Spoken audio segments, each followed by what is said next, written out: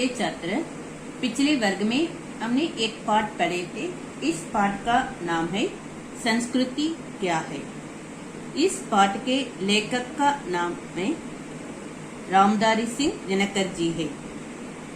और एक बार बताती हूँ, इस पाठ के लेखक का नाम है श्री रामधारी सिंह दिनकर जी है। पिछले वर्ग में हमने जो पढ़े थे इसे मैं एक बार पुनर्विकरण करती हूँ।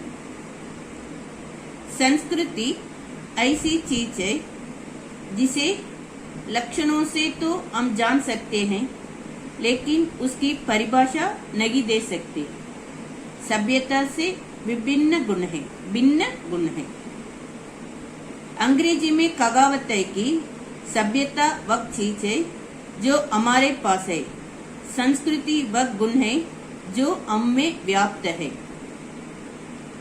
मोटर, महल, सड़क, हवाई जहाज, पोशाक और अच्छा भोजन, ये तथा इनके समान सारी अन्य स्थूल वस्तुएं संस्कृति नहीं सभ्यता के समान है। मगर पोशाक पहनने और भोजन करने में जो कला है वह संस्कृति की चीज है। इस पाठ के बाकी विषय को अब हम पढ़ेंगे।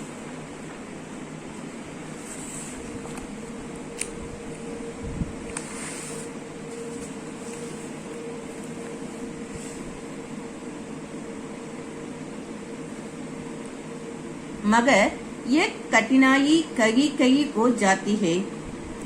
साधारण नियम यही है कि संस्कृति की सभ्यता की प्रगति अधिकतर एक साथ होती है।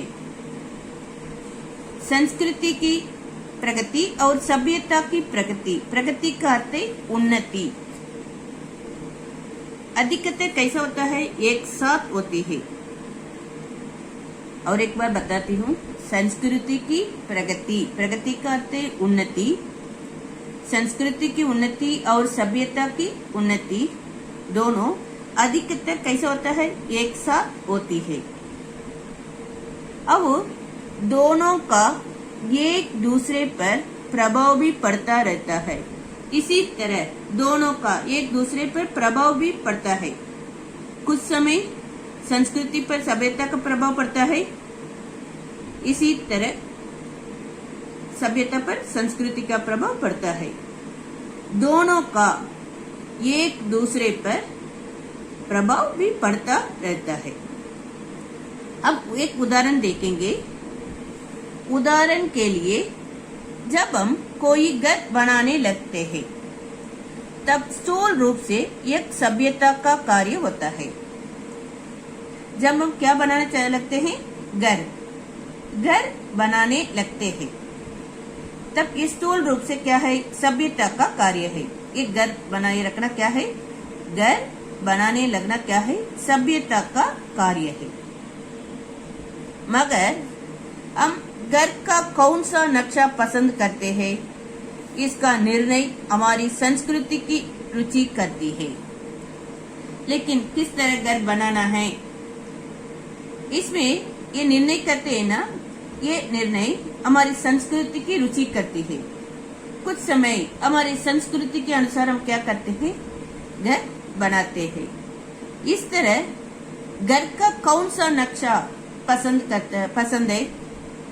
करते हैं, इसका निर्णय हमारी संस्कृति की रुचि करती है। इसका अर्थ है हम अपने संस्कृति की रुचि के अनुसार कुछ समय क्या करते हैं? घर बनाने का निर्णय करते हैं।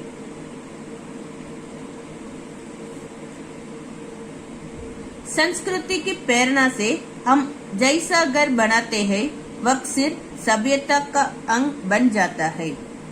और संस्कृति की प्रेरणा से हम क्या करते हैं? हम जैसा घर बनाते हैं। किसकी प्रेरणा से? संस्कृति की प्रेरणा से हम जैसा घर बनाते हैं ना, वह सिर्फ सभ्यता का अंग बन जाता है।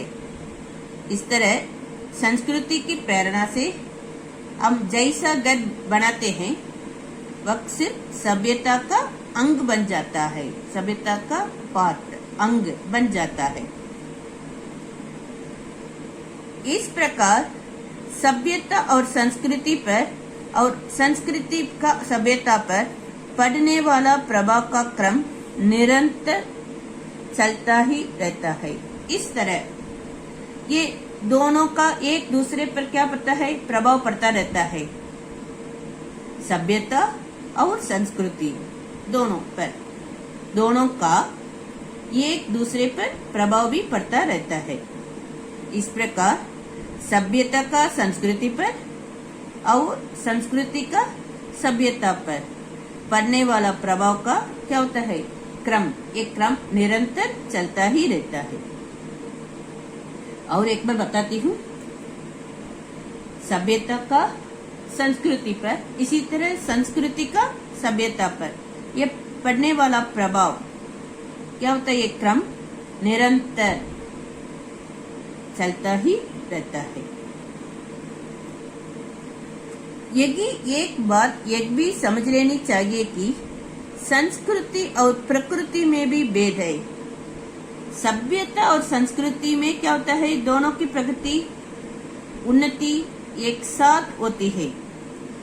अब हम देखेंगे, यही एक बात एक भी समझ लेनी चाहिए, लेकर कहते हैं कि यही एक बात एक भी समझ लेनी चाहिए कि संस्कृति और प्रकृति में भी क्या होता है, भेद होता है। भेद का अर्थ अंतर होता है, संस्कृति और प्रकृति। गुस्सा करना मनुष्य की प्रकृति है। ये गुस्सा करना, क्रोध करना, ये मनुष्य का क्या होता है, प्रकृति है। लोभ में पड़ना उसका स्वभाव है। इसी तरह लोभ में पड़ना, लोभ को अंग्रेजी में क्या कहते हैं, ग्रेडी। लोभ में पड़ना उसका स्वभाव है। इसको जो मिले इससे संतुष्ट नहीं होते कुछ लोग, और चाहिए और चाहिए। इसी तरह इसकी इच्छा क्या होता है, बढ़ते ही रहता है। इसको जो मिले इसे क्या नहीं होते, ये संतुष्ट नहीं होते। कुछ व्यक्ति ऐसा लोग होता है, उसके पास ज्यादा पैसा होने पर भी, धन संपत्ति ये सब होने पर भी ये संतुष्ट नहीं होते हैं। और कुछ कमाना है, और कुछ क्या करना, ऐसा ही सोचते रहेंगे। इसी तरह लोभ में पड़ना उसका स्वभाव है। ईर्ष्या, जलन। इसी तरह कुछ लोग हैं, कुछ व्यक्ति हैं, दूसरों के धन संपत्ति को देखकर, है ना, इसे देखकर क्या करते हैं, कुछ लोग जलन करते हैं, ईर्ष्या करते हैं। ईर्ष्या ऐसा कहना है, इसको जलन ऐसा भी कर सके।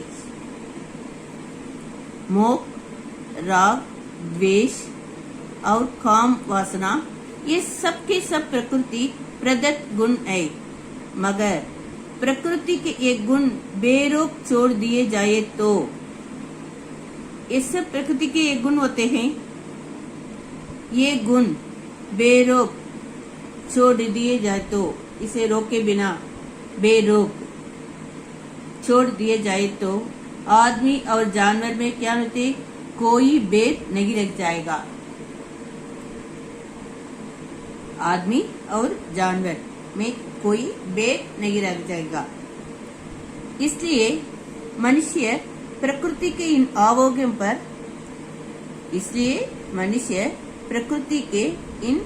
आवेगों पर, रोक लगाता है।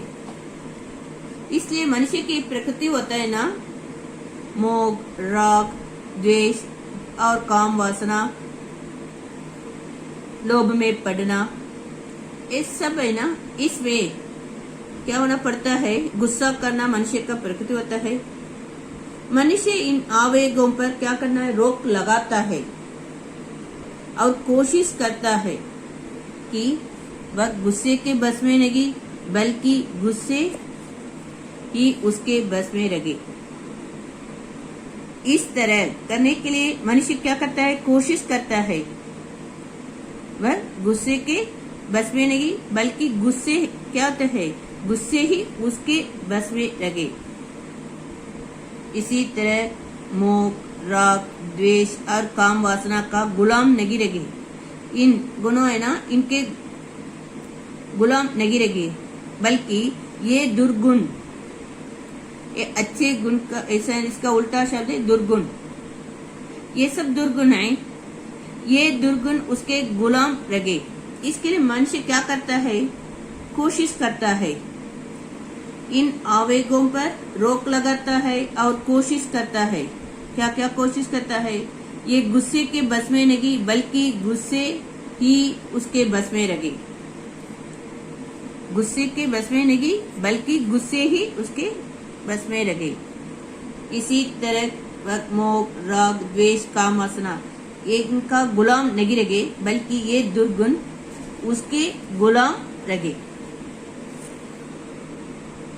और इन दुर्गुणों पर आदमी जितना विजयी होता है, इसकी संस्कृति भी उतनी ही ऊंची समझी जाती है।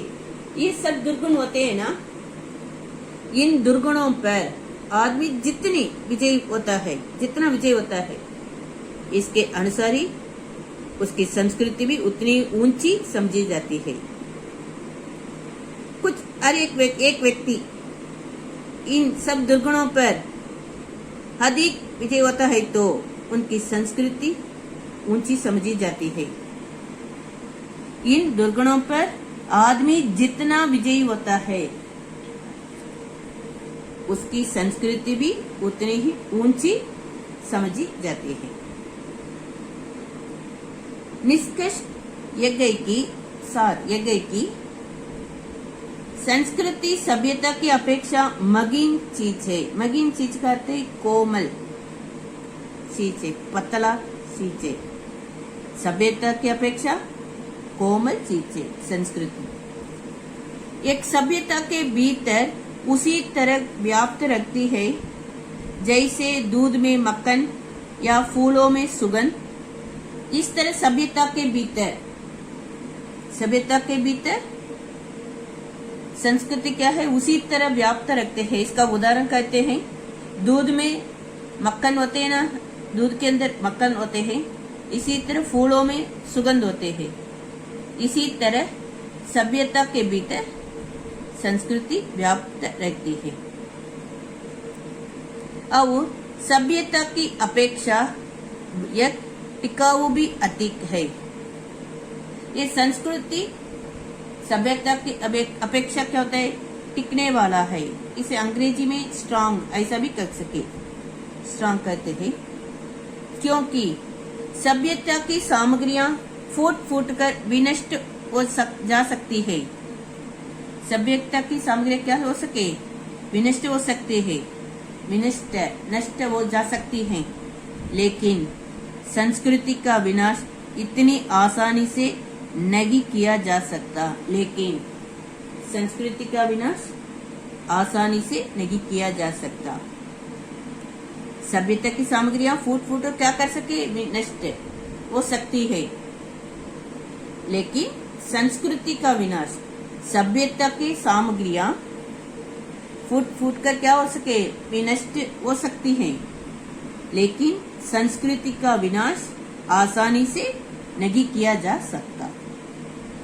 अब तक 3 अनुच्छेद पढ़े हैं ना, इस 3 अनुच्छेद को एक बार लिखो, यही गृह कार्य है।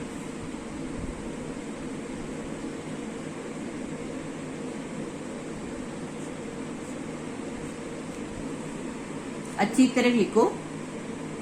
धन्यवाद।